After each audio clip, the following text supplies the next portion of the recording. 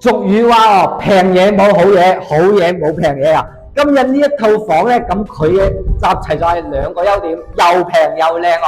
首先我哋嚟睇翻陽台呢邊嘅景觀啦。咁佢呢一個位置咧，係睇翻我哋嘅高爾夫球景啦，山景非常之開揚嘅。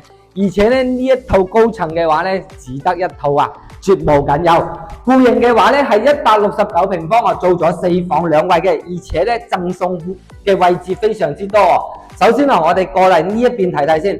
咁呢個廚房位置咧，咁佢嘅計積位咧係計到呢幅牆嘅，廚房亦都係非常之大，而且咧呢邊過嚟嘅話咧係一個完全贈送嘅空間啦。咁佢仲有一個工人房喺度啦，包括有個獨立使用嘅衛生間嘅。目前你見到嘅所有牆體咧係都完全可以拆咗啦，做間大套房喺呢邊都係完全冇問題嘅。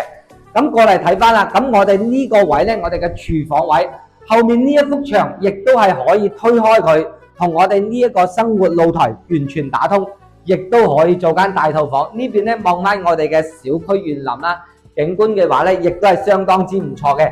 咁主人房方面就係喺呢個位。咁佢隔離咧，你見到呢一幅牆，佢後邊咧又係完全係送咗個房間嘅，使用空間嘅話咧，亦都有10幾個平方，非常之多嘅一個空間贈送啦。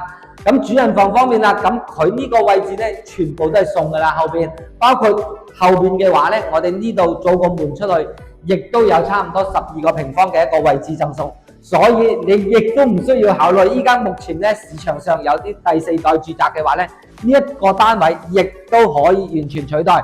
仲有嘅話咧，我哋嘅第4代嘅產品，佢嘅單價咧相對嚟講亦都係比較高。咁呢一套嘅話咧，單價幾千蚊，你就有一個咁大嘅使用面積，而且咧咁靚嘅一個景觀，真係非常之少有。